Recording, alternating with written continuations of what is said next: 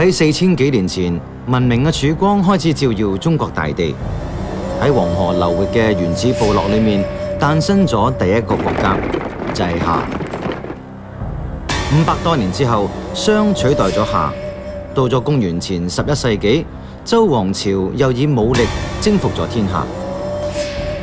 由於皇位只可以傳俾一個仔，其他嘅仔就只能夠獲得封地作為補償。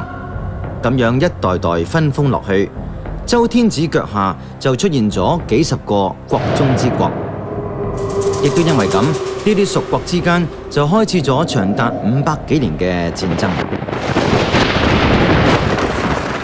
直到公元前230年，一支嚟自西北方嘅軍隊開始橫掃天下，並且喺短短嘅10年吞併咗所有國家，征服咗所有部落。呢支軍隊最後結束咗500多年嘅戰亂，創造咗中國第一個大一統國家——秦帝國。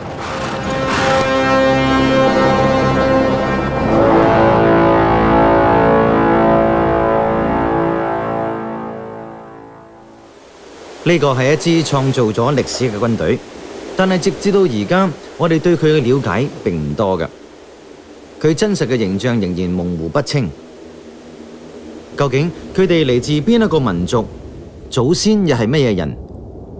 而秦軍強大嘅根源喺邊度呢？佢哋又靠乜嘢嚟建立起空前嘅霸業呢？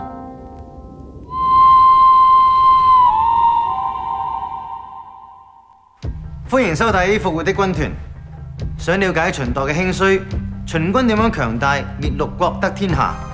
咁多年嚟咧，都係歷史學家同埋考古學家重要課題。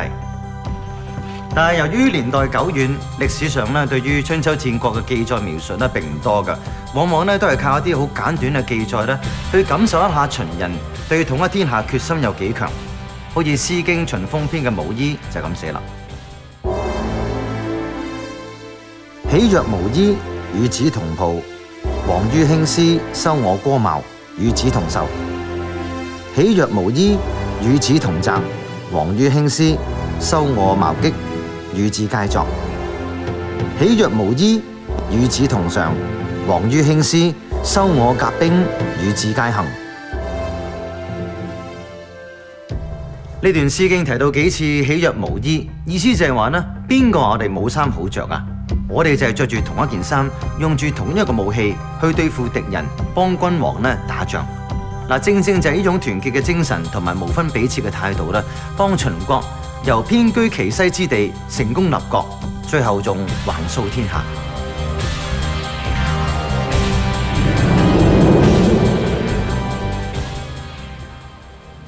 回望秦軍統一中國嘅步伐，可以講係一段漫長而曲折嘅歷史。3000幾年前，周王朝喺鎬京統治中國。喺王國嘅西北邊陲，有個專門為國軍養馬嘅部落，佢哋就係最早嘅秦人。呢個極富傳奇嘅部落，到底原居地喺邊？又喺咩時候遷移到西北高原呢？到而家仍然係一個謎。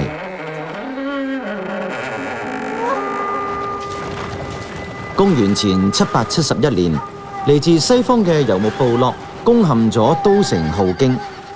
周王朝被迫遷都，喺周天子向東遷移嘅時候，養馬嘅秦人出兵護送。後嚟周天子為咗感激秦人嘅忠誠，就冊封咗秦人嘅首領做諸侯，於是秦人就咁樣建立咗自己嘅國家。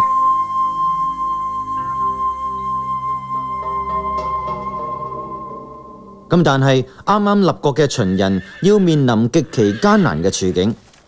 因為當時西北高原係游牧部落嘅天下，呢啲生活喺馬背上嘅民族極為兇悍，佢哋經常對秦人進行襲擊同埋屠殺，而秦人每日就生活喺惶恐不安、永無安定嘅日子裏面。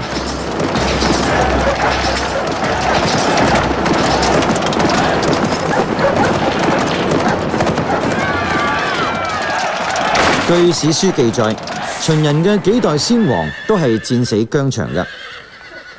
啱啱誕生嘅秦軍被蹂躪得血流成河。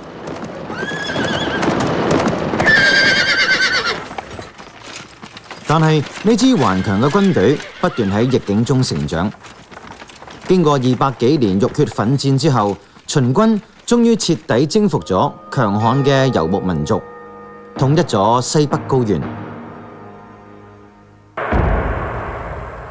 當秦人喺西部站穩腳之後，眼光開始轉向東方。呢個時候，周天子已經完全喪失咗佢嘅統治地位，而被戰火所籠罩嘅中原大地，亦都步入咗一個弱肉強食嘅時代。隨住幾百年嘅兼並戰爭，弱小嘅國家一個個消失，最後出現喺秦人眼前嘅係齊、楚、燕、韓、趙、魏6個強大對手。秦人亦都同時發現呢啲對手嘅實力遠遠超出草原上嘅游牧部落，向東擴展嘅夢想暫時都難以實現。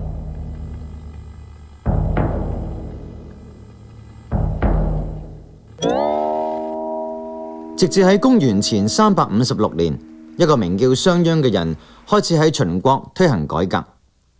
商鞅變法之後，秦軍借勢迅速向東推進。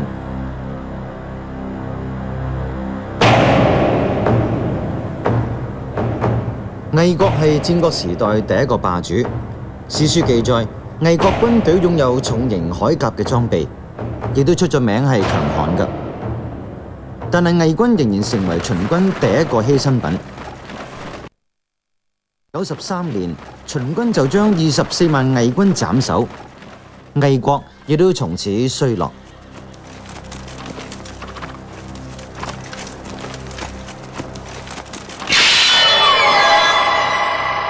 楚國一直係南方嘅大國，實力雄厚。楚人製造嘅青銅劍到而家仍然好出名㗎。不過喺公元前278年，楚國經營咗幾百年嘅都城郢被秦軍攻陷之後，楚國從此一蹶不振。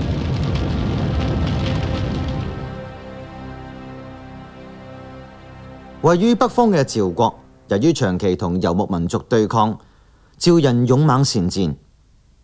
但係喺公元前260年嘅長平之役，45萬精銳嘅趙軍慘遭秦軍消滅，趙國元氣大傷。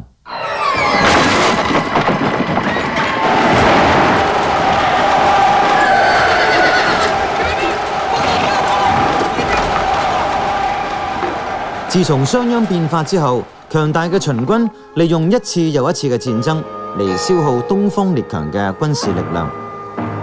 秦軍仲喺130年之內殲滅6國軍隊160多萬人。到咗公元前230年，已經再冇對手可以同秦軍抗衡，而秦王嬴政就發動咗大規模嘅統一戰爭。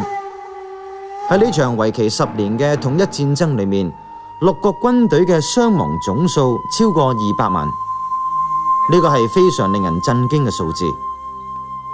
到咗公元前221年，最後嘅齊國亦都不戰而降。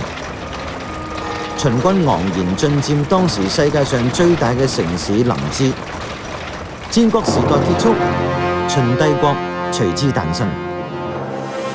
從西北高原崛起到一統中國，呢支偉大嘅軍隊整整經歷咗550多年嘅奮戰。